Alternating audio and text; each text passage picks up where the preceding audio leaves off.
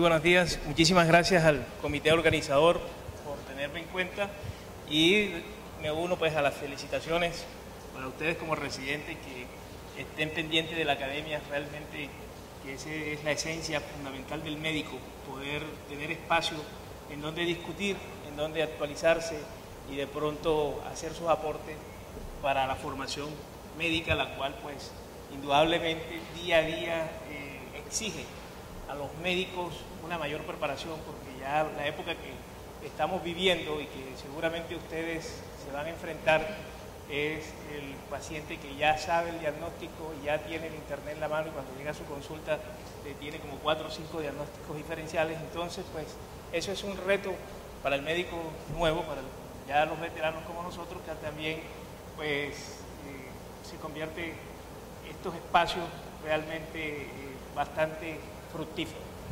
El tema que me han colocado es urgencia del paciente, el enfoque en urgencia del paciente con VIH, SIDA y fiebre.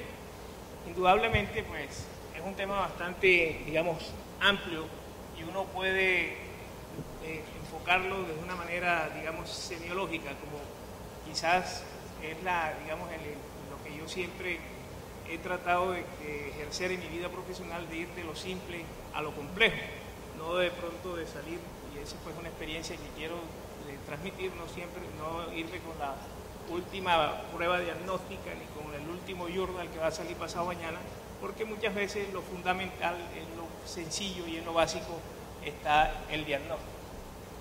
Entonces vamos a hacer una introducción, la fiebre en infección por VIH. Existe un capítulo de fiebre de origen desconocido y las conclusiones, pero pues a medida que vamos desarrollando vamos a ver. La fiebre es el síntoma más frecuente en los pacientes con VIH. Puede ser causada por el mismo virus, por infecciones oportunistas debido al virus, por lesiones tumorales, por infecciones intercurrentes y suele ser causada por procesos potencialmente graves que si no llegamos a un diagnóstico el paciente puede fallecer. Okay. Su diagnóstico etiológico a veces es muy difícil, sobre todo en nuestro medio donde desafortunadamente las ayudas diagnósticas modernas, que no sé por qué razón no se traen, porque realmente no son muy caras, podrían estar dándonos más dificultad a los médicos colombianos y en especial a los médicos que trabajamos en el Caribe acerca de la etiología de la fiebre en los pacientes con VIH. Pero la fiebre debe tener una actitud diagnóstica.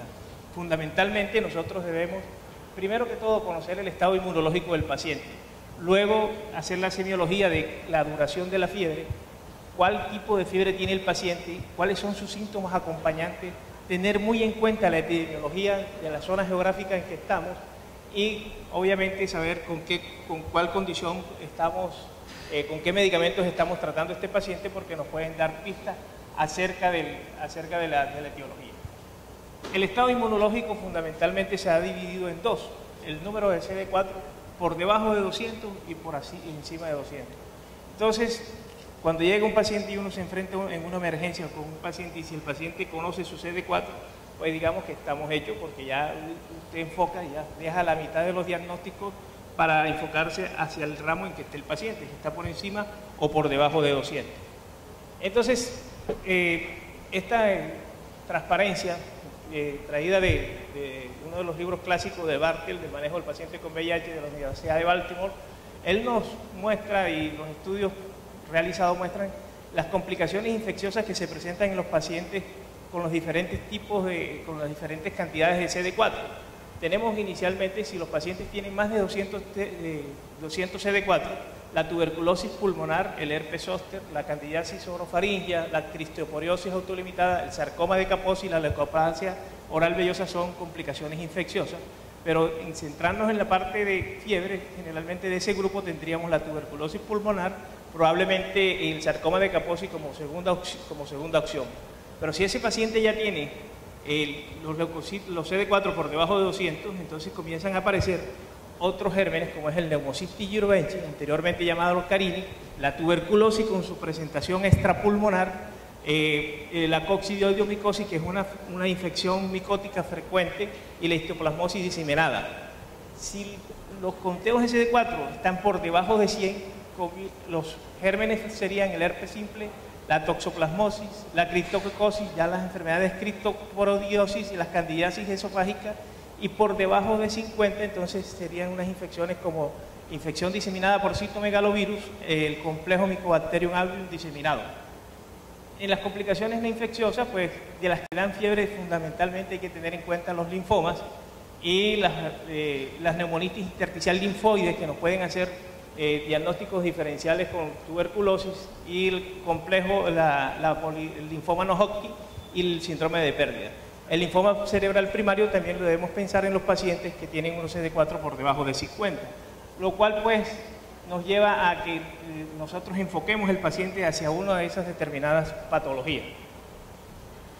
CD4 por debajo de 200, tuberculosis. Observemos que tuberculosis aparece en ambos grupos, tanto en los debajo de 200 como los mayores de 200. Entonces se convierte prácticamente en obligatorio todo paciente con fiebre y VIH descartar tuberculosis. Infecciones oportunistas, infección diseminada por el Mycobacterium avium, infecciones por citomegalovirus, cuadros de diarreico crónico, criptococosis cerebral, neumocystis girovenchi y la histoplasmosis diseminada. En otras, pacientes con CD4 por arriba de 200, también tenemos que tener en cuenta que existen infecciones, digamos, estos pacientes por el hecho de tener el VIH, no se nos puede escapar de que si estamos en una época que está dando Zika, que está dando chikungunya, este paciente por el hecho de tener el VIH, pues no vamos a dejar por fuera ese tipo de diagnóstico para tener en cuenta pues la epidemiología que está presentándose en el lugar que estoy yo atendiendo a mi paciente. Infecciones en entorno del paciente, digamos, un paciente que tiene VIH y quizás está arriba de 200, pero es un paciente que trabaja en el campo, probablemente tiene una fiebre que no logramos identificar y que ya sabemos que tiene unos CD4, entonces tenemos que echar mano de herramientas para poder llegar a un diagnóstico lo más cercano posible. Cuando los CD4 están por debajo, otras infecciones, leishmaniasis visceral, esto tiene que ver mucho con la zona geográfica, las personas que vienen del Magdalena Medio, de los Santanderes, incluso de aquí de las regiones de la Sierra Nevada de Santa Marta, existe una gran prevalencia de leishmaniasis. Obviamente también las neumonías, que pueden ser por Streptococcus, por Rhodococcus X o por Haemophilus influenza, se ven predominantemente en los pacientes de CD4 por debajo de 200, mientras que la neumonía por Streptococcus pneumonia sigue siendo pues la predominante en los pacientes con mejor estado inmunológico. Las bacteremias por Salmonella, por Campylobacter, también se dan en los pacientes por CD4, al igual que la sinusitis por Pseudomonas. Muchas veces tenemos que mirar esto desde el punto de vista que ya sabemos que estamos buscando, pero también nos sirve al revés. Cuando a usted le aparezca de pronto en el estudio de un paciente una sinusitis por Pseudomonas, te dicen una Pseudomonas, una sinusitis, eso como que no calza, tiene entonces que pensar que ese paciente puede estar consultando con un VIH. O le reportan un hemocultivo y le dicen, mire, le salió un hemocultivo positivo por Salmonella, entonces dicen Salmonella. Entonces automáticamente usted piense que ese paciente puede tener un VIH. O sea, que estos datos sirven tanto para acercarnos, o sea, el enfoque que le estamos dando es de la fiebre a la etiología, pero también ténganlo en cuenta para cuando de pronto, como dicen por ahí, de carambola, se encuentran ustedes esos diagnósticos que aparecen rarísimos, entonces deben pensar obligatoriamente en que el paciente puede estar cursando con una inmunodeficiencia. Duración de la fiebre, esto pues es semiología básica, la fiebre es aguda, menos de 7 días. Es obviamente usted un paciente que ya conoce el diagnóstico, que tiene un VIH y que el cuadro febril es menos de 7 días, usted seguramente que tiene que pensar que esos pacientes pueden tener, como les decía, si tiene más de 200 CD4, no se olvide que estos pacientes les puede dar un acceso hepático, les puede dar una colangitis, les puede dar una apendicitis. O sea, no se sequen, o como muchas veces sucede, por el diagnóstico de VIH, no lo encajonen. El paciente de VIH tiene su apéndice, tiene su riñón, puede hacer pielonefritis, puede hacer colecistitis. Entonces, es importante que usted en el enfoque que está en urgencia sepa con certeza o que el paciente le informe o el familiar cuánto lleva esa fiebre. Si la fiebre se cataloga aquí como intermedia, que es un término que se viene usando en la literatura, sobre todo en la europea, en España, es la fiebre que cursa entre 7 y 28 días. Los gérmenes más frecuentes allí, la etiología más frecuente son las enfermedades por riquexia, la riquexiosis, sobre todo las transmitidas por garrapatas, las transmitidas el Cornelia bursetti. Entonces, digamos, en nuestro medio no son tan comunes aparentemente, pero como dice un adagio americano, cuando un paciente tiene fiebre y usted no sabe qué tiene, dele doxiciclina, y ese paciente, si no se mejora, si se mejora era una ricketsiosis, si no se mejora, pues mire qué hace. Entonces es un tip allí, los pacientes con fiebre intermedia, casi siempre hay que buscarle una ricketsiosis, y lamentablemente pues el diagnóstico de ricketsiosis no está tan fácil, pero eso pues porque no lo pensamos. De todas maneras, nosotros aquí a través de la Asociación Colombiana de Infectología del Capítulo Caribe tenemos unos investigadores en Montería con el doctor Salim Matar, con los cuales llevamos unos trabajos de investigación de riquecias en general. Pues obviamente en caso de VIH, cuando tengan de pronto esa sospecha clínica, pues piénsenlo y seguramente podrían contactarnos a nosotros para poder hacer estos estudios con la Universidad de Córdoba y probablemente pues con otras universidades que se quieren vincular a los proyectos de investigación en ricketsiosis. Y ya el otro gran campo del síndrome febril es el síndrome febril prolongado de 28 días, más de 28 días, el cual pues esté en urgencia, realmente puede estudiar ese paciente, lo hospitalizan y comienza pues el estudio. Otro tipo de ayuda que tenemos es el tipo de fiebre, y esto quizás lo hemos olvidado, y ya en los hospitales ya no se ven las tablas, muy pocos hospitales conservan las tablas porque ya como todo es electrónico. Entonces se nos ha olvidado a nosotros también los términos, que es una fiebre intermitente, que es una fiebre recurrente, que es una fiebre ondulante, que es una fiebre continua y que es una fiebre remitente. Entonces en las tres primeras, para que recuerden, son fiebres que la temperatura regresa a lo basal, o sea, el paciente cursa a febril, mientras que en la fiebre continua y la fiebre remitente, la fiebre no desaparece, la fiebre sigue.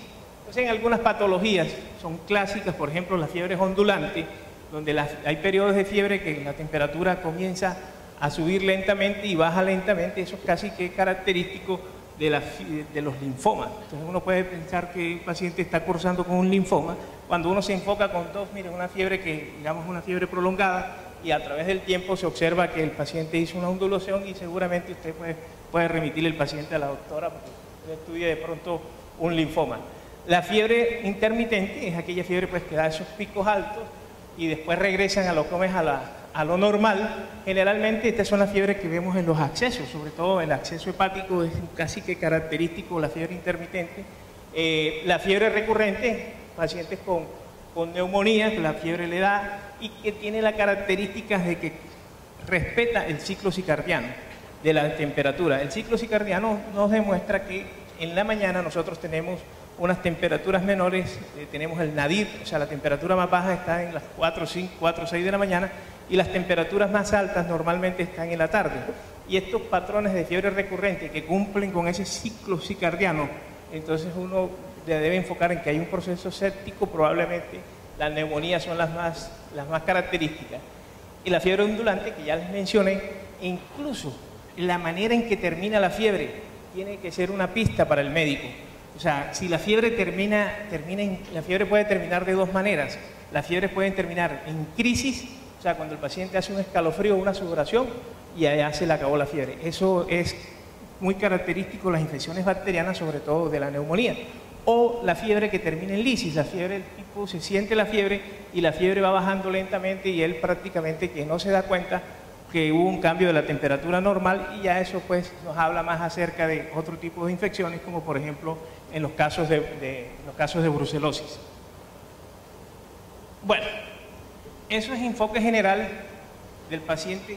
Cuando nos llega a la urgencia, obviamente nosotros como clínicos tenemos que echar mano de las manifestaciones y generalmente uno lo que tiene que hacer es ver qué es lo que está cantando, qué es lo que el paciente realmente tiene. Bueno, tiene fiebre con VIH y no es que a todo mundo trimetoprim, loperamida, metronidazol, fluconazol y para arriba, ¿no? O sea, tiene uno que examinar el paciente. Bueno, señor, ¿qué es lo que presenta? Entonces, los tres síntomas principales, existen, digamos, síntomas del VIH, usted sabe que da síntomas en toda la economía, da en la piel, pero los principales síntomas que debemos enfocarnos nosotros o que por orden de prevalencia presentan los pacientes son los síntomas neurológicos, los respiratorios y los digestivos.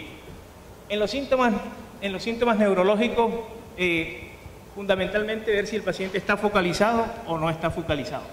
Si el paciente consultó por una convulsión o si el paciente tiene una alteración de conducta, y entonces nosotros allí con base en estos tres tipos de grupos nosotros vamos a enfocar. A todos hay que mandarles una tomografía de cráneo. Estamos hablando de un paciente con VIH, un paciente inmunosuprimido y que es una caja de sorpresa. Si la tomografía de cráneo con contraste, porque no podemos hacer cráneo simple en paciente con VIH, digamos, si yo fuera auditor, cráneo simple yo no lo pago porque no te está sirviendo de nada. Tiene que ser TAC de cráneo con contraste, porque ya usted tiene la presencia de una masa que capta el contraste. Ese paciente tiene una toxoplasmosis hasta que no se demuestre lo contrario. Entonces usted no necesita ni hacerle punción lumbar, ni hacerle resonancia, sino simplemente usted hizo el TAC con contraste, y si el contraste capta, entonces usted inicia el tratamiento que esté estipulado para el tratamiento empírico de la toxoplasmosis. Se puede acompañar de un reporte de laboratorio, simplemente una inmunoglobulina G de memoria para toxoplasma, porque la inmunoglobulina M no nos va a servir en esos momentos, porque como ustedes escucharon a la doctora, pues los anticuerpos, en el VIH lo que sucede es que los anticuerpos, los linfocitos B, necesitan la activación de los linfocitos T, y los linfocitos T, los pacientes con VIH los tiene abolidos, entonces no va a poder montar una respuesta con una inmunoglobulina M. Entonces lo que se ha demostrado es que la memoria nos dice a nosotros, este paciente tuvo contacto con toxoplasma, viene con una masa cerebral, tiene VIH, lo más seguro es que este hombre tenga una toxoplasmosis e iniciamos el tratamiento. Como dice el mexicano, de volada. Si el paciente, la tomografía nos está mostrando que la lesión es hipodensa, pero que no capta el contraste, entonces sí, ahí tiene todo el derecho a pedirle una resonancia magnética nuclear con gadolinio para que hagamos los diagnósticos diferenciales. Pero si este paciente no tiene lesión, no tiene masa, no hay lesión o atrofia cerebral, entonces usted piense que el paciente debe tener una meningitis y una demencia e inmediatamente haga la punción lumbar e inicie el tratamiento empírico de acuerdo pues a los parámetros que se dan. Eso es el paciente con fiebre y manifestaciones neurológicas.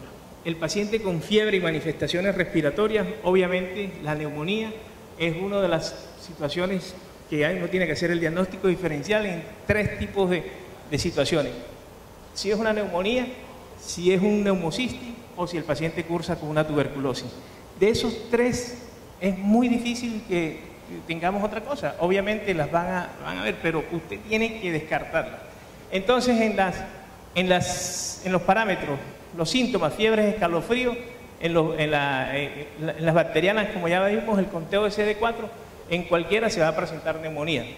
Pero neumocisticarini se va a presentar en los pacientes de menos de 200. Entonces, si usted tiene el dato ahí, ya usted tiene una herramienta para ir buscando, digamos, intencionadamente el diagnóstico de neumocistis. Disnea se presenta en ambos. En la neumonía bacteriana, el dolor pleurítico es muy característico. El paciente siente que está mal, siente como si lo hubiera atropellado un carro. En cambio, el dolor en el neumocistis no es un dolor tan intenso, es un dolor, digamos, que va y viene, pero el paciente, el famoso dolor en punta de costado de la neumonía, y la presencia de tos productiva, mientras que en neumocistis no existe, y el esputo parolento. La duración de los síntomas, digamos, es agudo, mientras que en los otros es subagudo, y en la tuberculosis son síntomas crónicos. En los signos del examen físico pueden haber hallazgos focales, digamos, síndrome de condensación, mientras que en la neumocistosis no. Los laboratorios, los leucocitos obviamente van a estar elevados. La LDH va a ser variable, pero en el neumocistis este es un examen que siempre debemos tener y un elevado. Bueno. Las radiografías de tórax, pues también nos van en la bacteriana, la presencia es focal o multifocal, mientras que en el neumocistis es difuso. Los patrones de consolidación, retículo nodular, y estos son pues algunos de los datos para nosotros distinguir, en resumen, estos tres tipos de presentaciones. Cuando vemos que hay una neumonía alveolar intersticial, nos quedan los dos diagnósticos: o el paciente tiene una neumocistis y está por debajo de 200, o tiene una tuberculosis. Entonces se pide una analítica, se pide un cuadro hemático, se piden todos los exámenes pertinentes y se hace la prueba del BK o el Ziehl-Neelsen. Si la prueba sale negativa o no se logra tomar el BK, hay que iniciar el antibiótico. Si el Sil-Nielsen o el BK está positivo y el paciente tiene los CD4 por encima de 100, iniciar el tratamiento ¿cómo es? Antibiótico.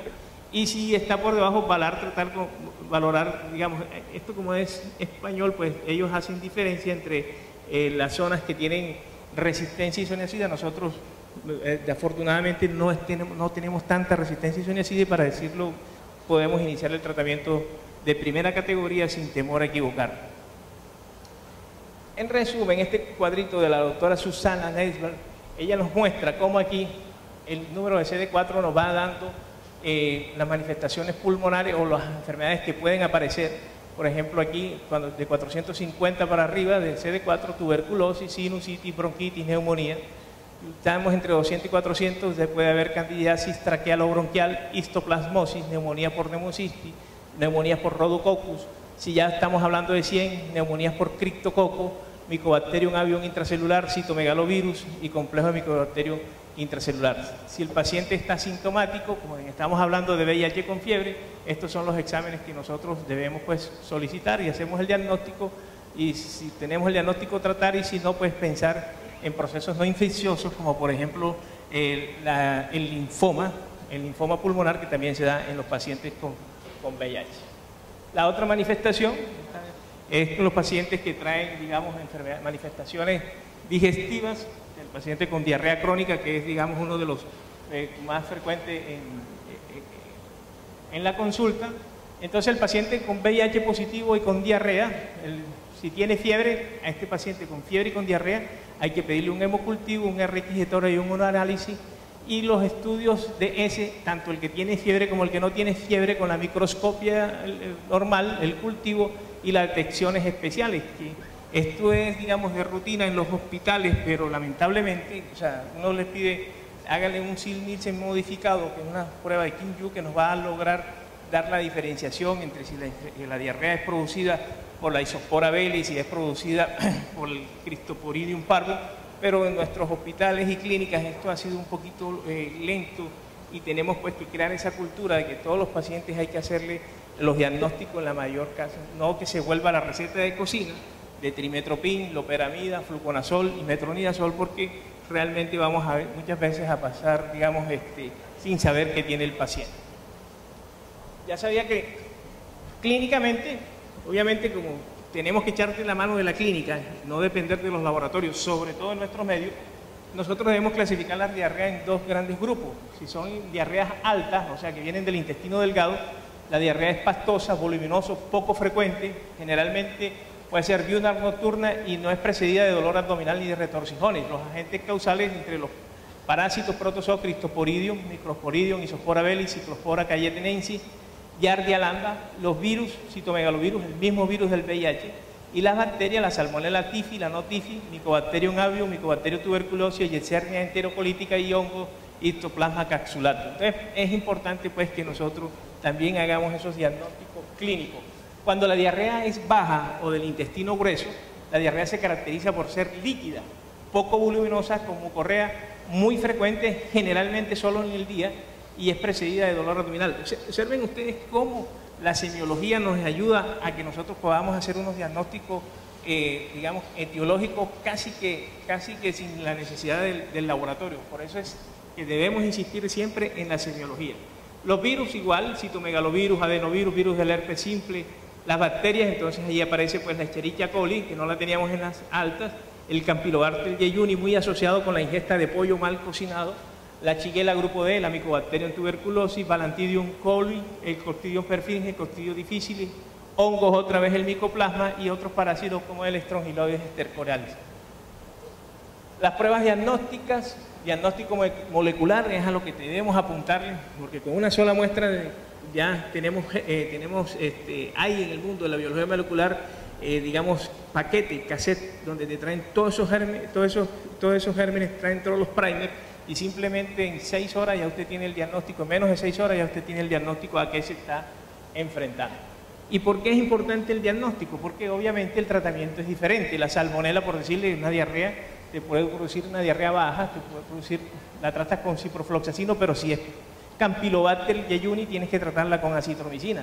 Ya si es un Clostridium difficile, de pronto la clínica es diferente, pero la Cryptosporidiosis, el Microsporidium y la Isospora belli, que son las que vemos con más frecuencia, digamos el Cryptosporidium simplemente no necesita ningún tratamiento porque ella mejora ¿sí? con el medicamento, con la terapia antirretroviral. Pero si es Microsporidium tengo que ponerle albendazol por 3 semanas. Si es Isospora belli, entonces sí me va a funcionar el clotrimazol. Ya si estamos con un estado de inmunodeficiencia más avanzado, el Mycobacterium adjuvans, que debemos colocarle un esquema con claritromicina y etambutol. Y si por casualidades de la vida que se dan y que uno ve, este paciente tiene citomegalovirus, hay que iniciar el ganciclovir. Entonces, yo quiero pues, ya se me acabó el tiempo, hacer, digamos, unos últimos 2 minutos viendo que no olvidemos que estamos en el trópico y que aquí también hay leishmaniasis, que aquí también hay malaria, histoplasmosis que hemos hablado y enfermedad de Chagas. Mire que la mortalidad por VIH y leishmaniasis es bastante alta y es difícil de tratar a estos pacientes. La histoplasmosis también la tenemos acá. Estas son unas radiografías de un paciente con una histoplasmosis y un paciente con una tuberculosis, son indistinguibles y si no pensamos y no mandamos los exámenes seguramente esos diagnósticos no lo vamos a hacer. Y la enfermedad de Chagas en SIDA pueden cursar con unos cuadros de meningoencefalitis difusas o como una lesión de una masa cerebral ocupante, o sea que eso tendríamos que meterlos en el algoritmo inicial de tuberculosis. Por último, no olvidar que estos pacientes llevan unos medicamentos y que pueden tomar un medicamento que produce fiebre, que es el abacavir, y ese en nuestros esquemas nacionales es la primera línea. A los pacientes con VIH los manejamos con abacavir, lamivudina, entre la terapia que usamos, entonces obviamente también hay que descartar la fiebre sea debida al abacavir. Esto, si no escucharon, quiero que escuchen esto un momentico nada más. Tuberculosis VIH. Tuberculosis VIH es la principal causa de muerte en las personas que conviven con el VIH. 1 de cada 5 pacientes de VIH tienen tuberculosis. El 10% de las muertes en América, en todas las Américas, que fueron por TB, estaban asociadas al VIH. Conclusión, la fiebre es el principal síntoma de los pacientes con VIH, puede ser, lo que le dije, debido al propio virus, a infecciones oportunistas. No olvidar que pueden cursar con cualquier tipo de infección no relacionada con el virus y que la tuberculosis es la mayor causa de infección en los pacientes con VIH. Muchísimas gracias.